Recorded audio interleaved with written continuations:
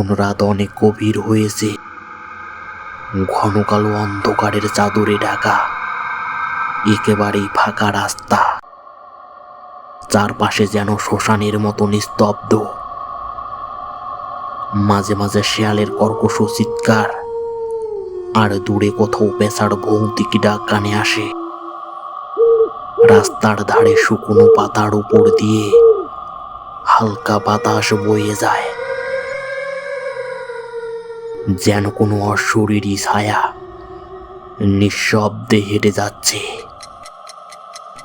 ঘড়ির কাঁটায় তখন রাত 2টো বাজে।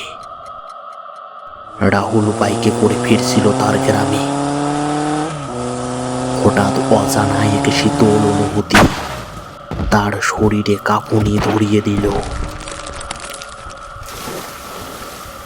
হঠাৎ সে শুনতে পেল এক অদ্ভুত আওয়াজ, গভীর গর্জনের মতো, যেন লোহার চাকায় আঁচড় কাটছে কিছু একটা। সে ধীরে ধীরে বাইকে থামিয়ে চারপাশে দেখল। হঠাৎ দূরে একটা আলো দেখতে পেল সে, তবে সেটা সাধারণ গাড়ির আলো নয়, ওটা ছিল রক্তলাল, আগুনের মতো জ্বলন্ত। রাহুলের চোখে যেন সঙ্গে সঙ্গে ধাঁধা লেগে গেল। কিছুক্ষণের মধ্যেই ঘন ধোঁয়ার মধ্য থেকে বিশাল কালো ভূতের গাড়ি উল্কার গতিতে ছুটে এলো তার দিকে।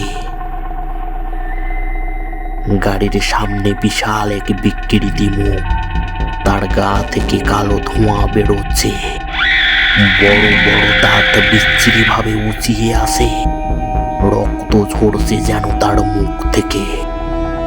আর 4টে চাকা নয়, বরং মানুষের হাতের মতো দেখতে কিছু একটা মাটিতে আঁচড় কাটতে কাটতে এগিয়ে আসছে।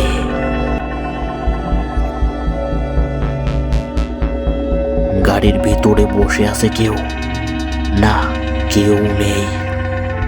একটা ভয়ঙ্কর ছায়ামূর্তি, তার চোখগুলো যেন জ্বলছে নরকের আগুনের মতো।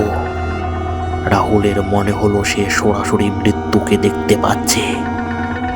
গাড়িটি হঠাৎ বিকট আওয়াজ তুলে গর্জন করল।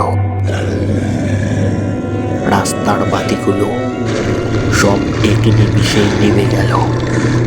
রাহুল দিশেহারা হয়ে বাইক স্টার্ট দেওয়ার চেষ্টা করল, কিন্তু কিছুতেই ইঞ্জিন চালু হচ্ছে না। গাড়িটি এবার আরো দ্রুত এগিয়ে এলো। তার মুখ থেকে বেরিয়ে আসছে বিকট এক অট্ট হাসি।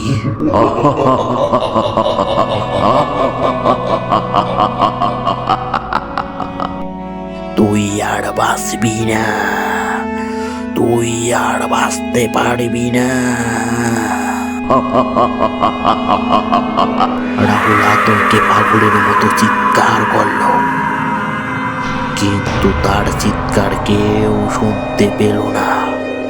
তার চোখের সামনে গাড়িটি এক লাফে উঠে এলো, যেন আকাশ থেকে তার উপর ঝাঁপিয়ে পড়ল। তারপর এক বিকট চিৎকার, ধোঁয়ার কুণ্ডলী, আর তারপর একেবারে নিস্তব্ধ। পরের দিন সকালে রাস্তার ধারে রাহুলের বাইক পাওয়া গেল, কিন্তু তার কোনো চিহ্ন নেই। শুধুমাত্র রাস্তায় ছিল কিছু লম্বা আঁচড়ের দাগ, শুকনো রক্তের ছিটে ফোটা, আর জ্বলন্ত টায়ারের পোড়া গন্ধ। সে রাতের পর থেকে কেউ যদি ওই পথে রাত 2টোর পরে বের হয়, শুনতে পারে গর্জন, পায়রার মতো ধপধপে শব্দ, তারপর একটা কালো ধোঁয়ার গাড়ি ধেয়ে আসে তার দিকে। কেউ যদি পালাতে চায়, শুনতে পায় সেই অট্ট হাসি।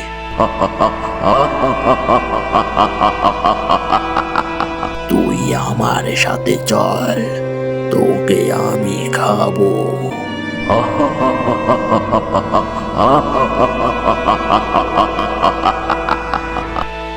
কিন্তু তারপর কেউ আর ফিরে আসে না।